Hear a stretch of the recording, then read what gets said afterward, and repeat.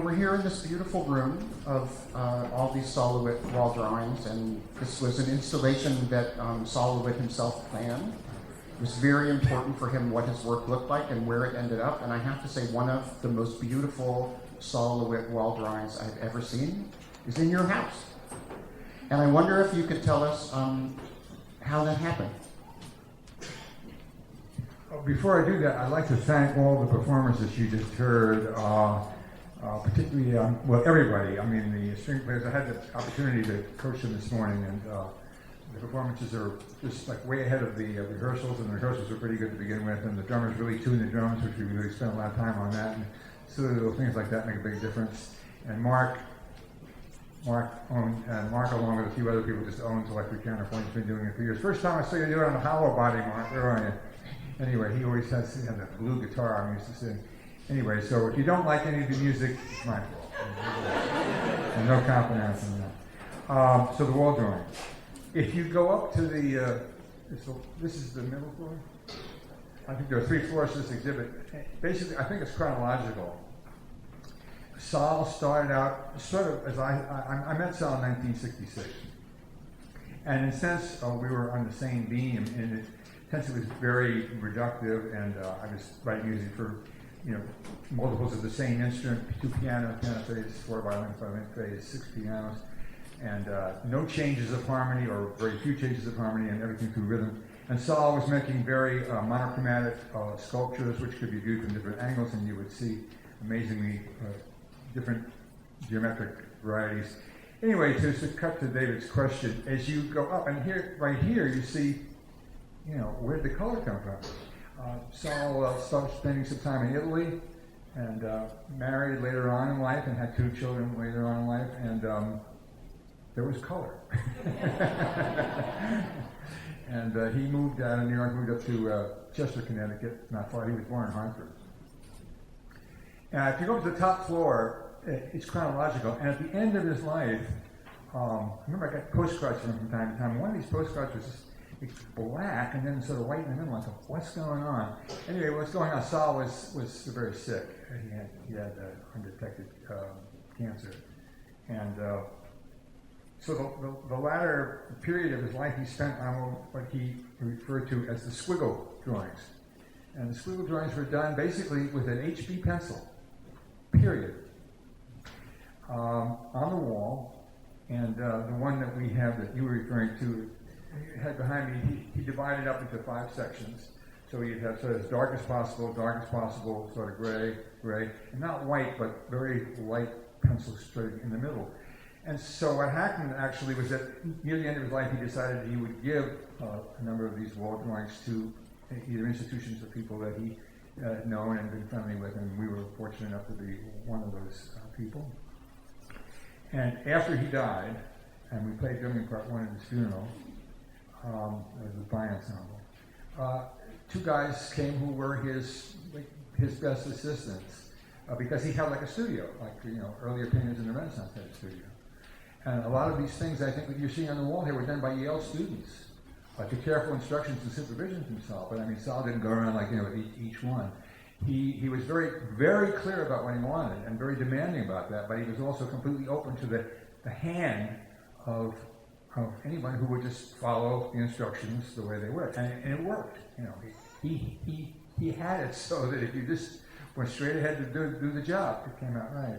So these 2 guys came who were old associates of him, and they built sort of a plastic tent around the wall that we had, and they got their HB pencils, and they just started making these little squiggles. I mean, no bigger than the motions of my hand. And it went on for 10 days. And the reason they built the tent was that the floor was just full of graphite. And at the end of the 10 days, it was done. And they pulled off the tent, and they vacuumed up the floor. And a guy came in later and just sort of put some finishing, some kind of a lacquer so that it wouldn't come off the wall. And it was done. And it's still there. And when you look at it, when you go upstairs, there's one that's like what we have. It's vertical, and there's a black, and there's a black, and then there's the gray, and then there's the gray, and then it's not white. If you get up real close, it's almost like looking at Jackson Pollock in pencil. It's like, wow. And the way I interpret it is that we're here, and Saul's on the other side, where the light is. So you can take that or leave it. So the 10 people came, the 2 people came into your house for 10 days. Did you feed them? No, we were very cruel to them as possible. Yeah, they actually brought a lot of their lunch, and no, they didn't sleep over. They went home at night. You know, they had a work day, and they left. You know, some things you just have to know, right? You know, one of the things I always loved about the idea of Saul LeWitt is I think it's actually art which works the same way composition works.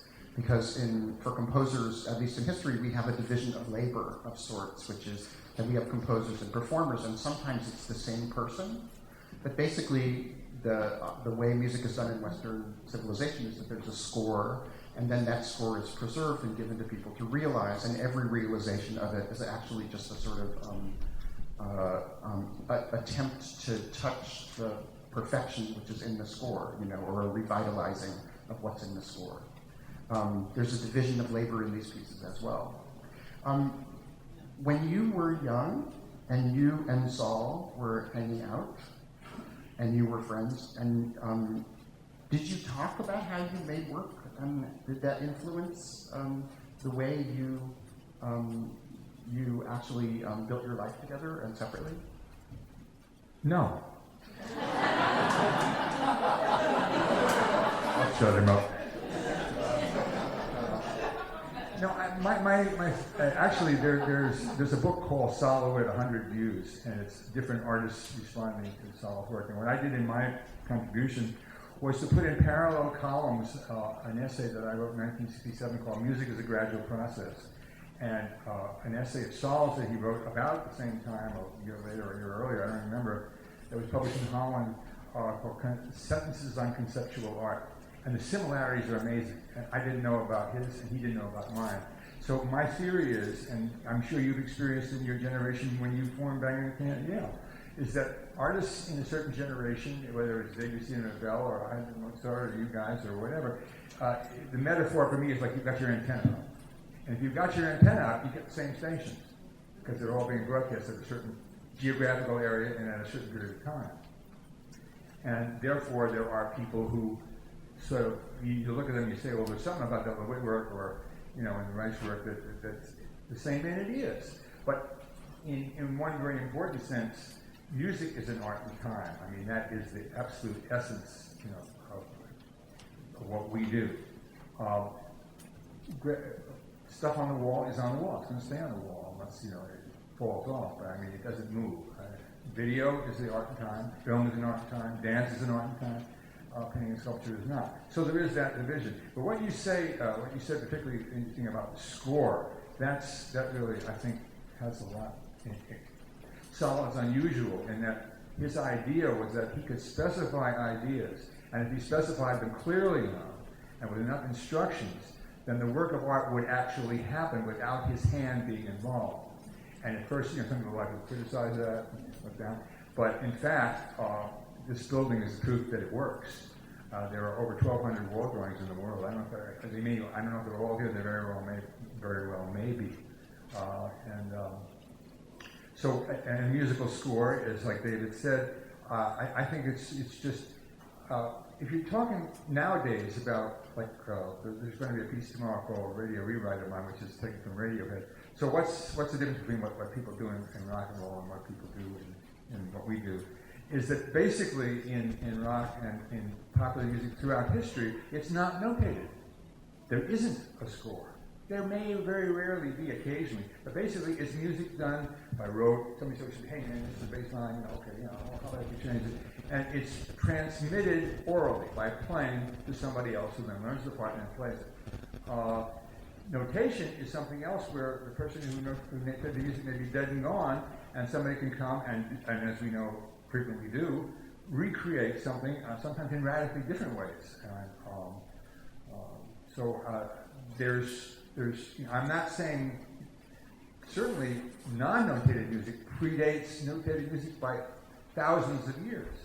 And in many other cultures, there is no notation. When I went to Africa to learn African drumming, I just, like this way, No good. Try again. Oh, no good. I'm not again. And that's actually how I taught drumming. Even though there was a notation, it was easier to teach the players the pattern and what the phasing was and just do it. And we did. And so there was a place for that in my life and a time when I was very interested in non-Western music and in the idea of oral tradition. But the oral tradition exists even if it's, I remember going to Juilliard and there were people who were still alive there who had studied with Liszt. I mean, there was Edward Steuermann was there, who was Schoenberg's right-hand man. He was the house pianist. His handshake, he wouldn't play in public, but he really wanted to hear those pieces. He was the oral tradition to what became a written tradition. It's so interesting that you said that you associated the music and as a gradual process with the sentences of conceptual art, because whenever I have to teach your music to my students, I always make them read both of those things, because I think they're really about trying to get at the same issue, which is how to take, how to sort of strip down what was the general practice at that moment to its barest level, and figure out what's essential and build something back up, which is sort of my favorite topic with you. Whenever I talk to you, which is I really I love that moment in history when it was necessary to sort of pull back and build up. And it seems like these pieces that we have this evening, are really, drumming is an attempt to actually, most of all. So I wonder if you could say something a little bit about that moment and what that meant to you. Well, I went to music school before most of you did. And at the time, and David and I have, as I said earlier, talked about this ad nauseum, but it bears repeating, I guess. I'm talking now like late 1950s and early 1960s. As a composer, as a composition student, if you went to any university in America, any conservatory, with the exception of Juilliard, which was still hung up on Americana, they were still redoing Copland, desperately trying to hang on, but they didn't hang on for long.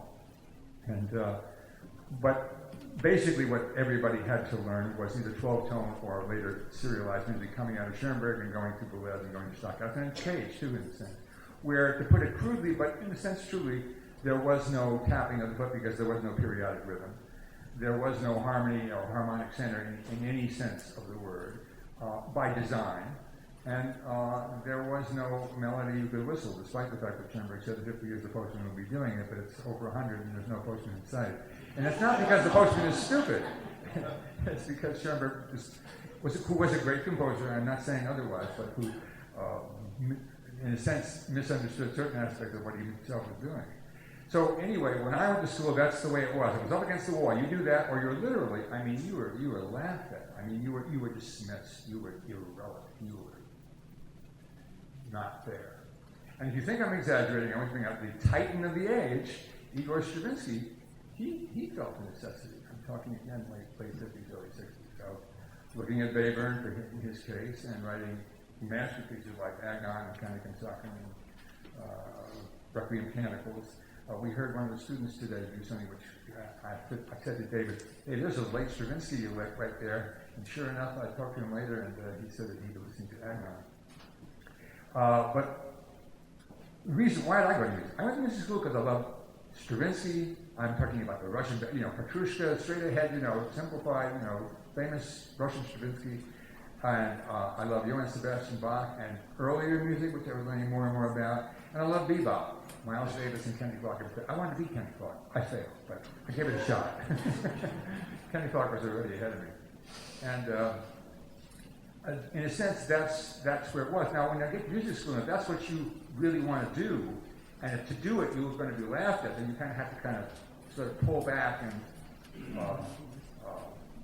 wait till you're free to do that. So basically, my work that I became known for, let's say It's Gonna Rain in 1965, was in a sense opus 1 for me. Happened after I got out of school, studying with Luciano Berio, who was hardcore, but being Italian, he's a very flexible guy and very actually interested in a lot of things. came around and before he passed away to listening to music for 18 and really being very forthcoming about it.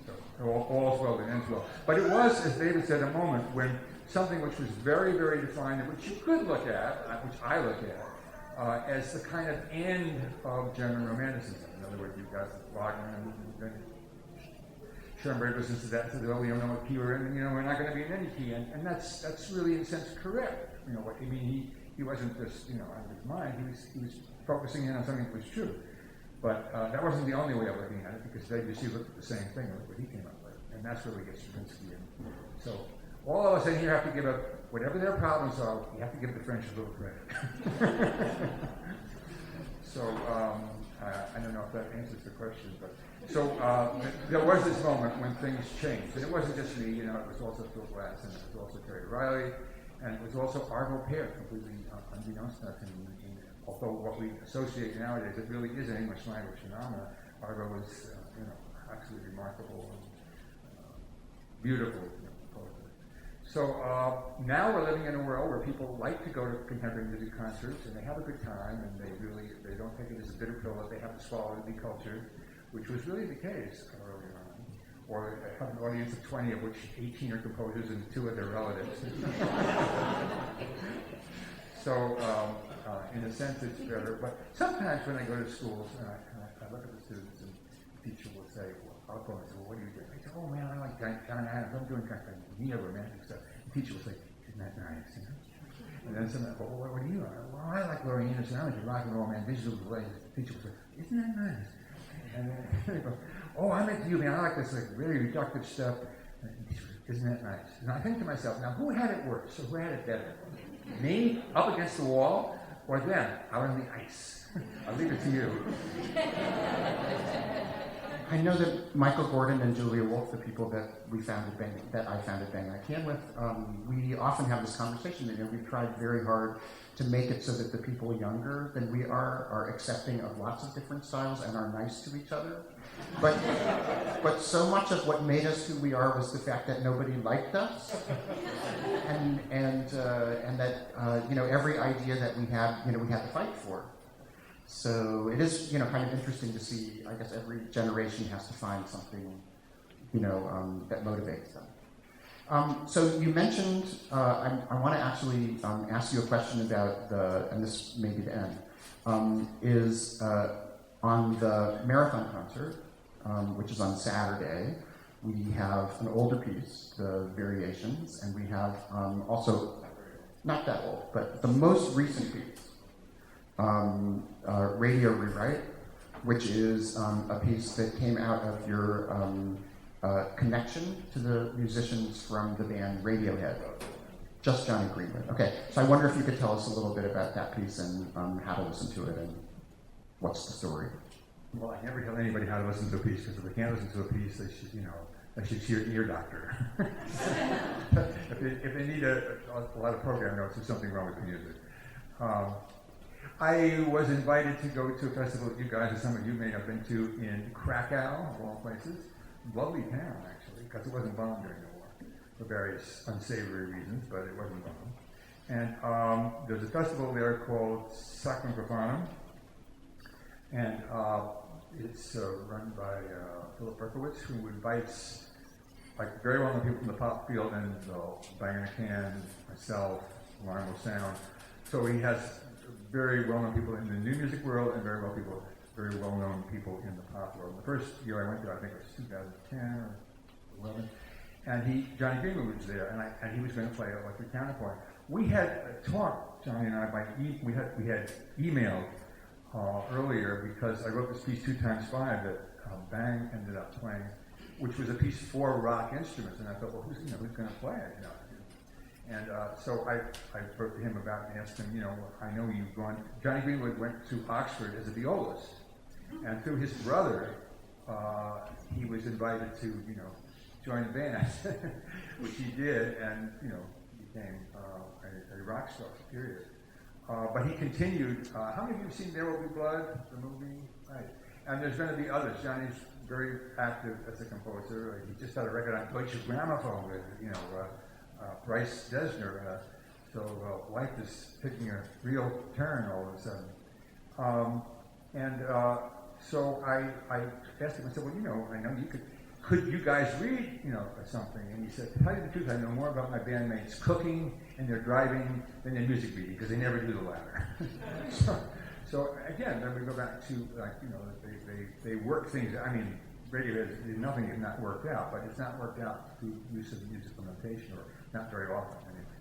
So anyway, I finally went to Cox. I met him, and we talked, and a lot to say to each other. Just a delightful guy, by the way. Just really together, nice human being with 3 kids, which is easier said than done if you're an international rock star and a composer and running around.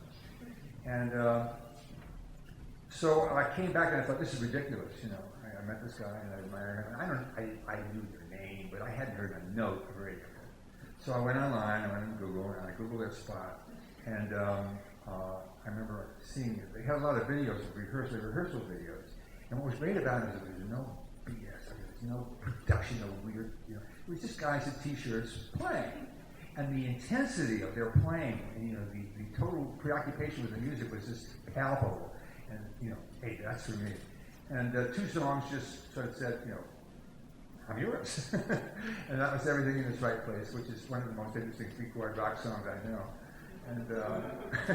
And Everything in Its Right Place, they're all so similar.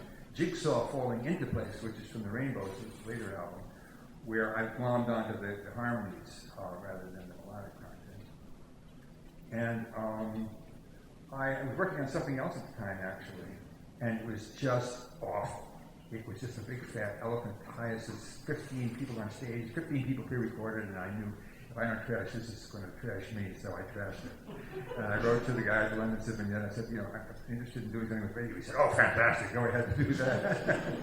so after giving away half my royalties, I proceeded with the radio rewrite, which, in a nutshell, those of you who know those tunes, you may sort of hear them from time to time. I mean, the most noticeable thing in Everything in Its Right Place is Everything 151. And isn't it amazing that, I'm sure Johnny Greenwood was just totally I think it was probably Tom York, because I've seen him play the piano, and I just see him, he's totally into it. And I'm sure it was just totally unconscious, and, but everything is really everything is 151. It just struck me as, wow, he just nailed it, and he probably wasn't even thinking about it. So that occurs kind of usually slowed down quite a bit. And I heard the rehearsal today, and again, if you don't like it, it's definitely my fault, because they're really playing it well. So, if you'd like to hear that piece, that Saturday we have the marathon concert from 4 to 10. So please come. Steve Reich, thank you very much.